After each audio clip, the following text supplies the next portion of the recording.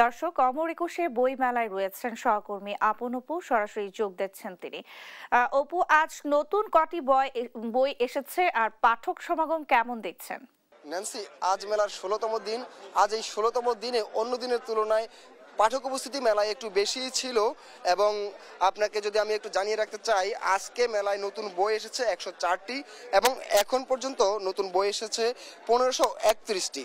এর মধ্যে কবিতার বই ছিল সবচেয়ে বেশি, যার সংখ্যা ৩৫০টিরও বেশি, এবং উপন্যাস ছিল দ্বিতীয়তে, তার ২০০টির মতো উপন্যাস এসেছে। এবং এবারের মেলায় গল্পের বই এসেছে ১৫০টির মতো।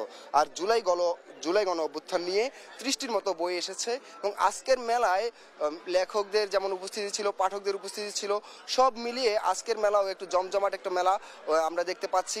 এবং বেচা বিক্রিও অন্য দিনের তুলনায় একটু কিছুটা বেশি হচ্ছে বলে জানিয়েছেন প্রকাশকরা। এবং আজকের মেলায় শুধু পাঠকই নয়, অনেক লেখকও এসেছেন। আমরা একটু কথা বলার একটু চেষ্টা করব আমরা একজন লেখকের সঙ্গে। ভাইয়া, কেমন আছেন? ভালো আছি, থ্যাংক ইউ। এবারের মেলায় আপনার কয়টা বই এসেছে?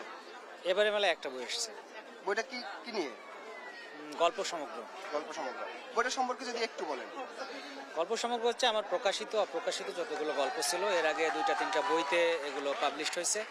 এছাড়া কিছু পত্রপত্রিকায় পাবলিশড হয়েছে, কিছু অপ্রকাশিত গল্প, বড় গল্প, ছোট গল্প, অনুগল্প মিলাই এক মলাটে সবগুলো গল্প ভরা হয়েছে। আচ্ছা, আর এবারের মেলা এবং আজকের মেলা সার্বিকভাবে কেমন লাগছে আপনার কাছে?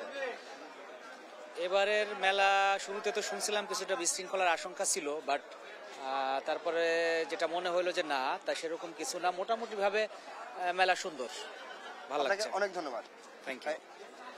যেমনটা শুনছিলেন আপনি, যে এবারের মেলা একটু মানে অনেকটাই আশানুরূপভাবে ভালোই হচ্ছে যা জানিয়েছেন।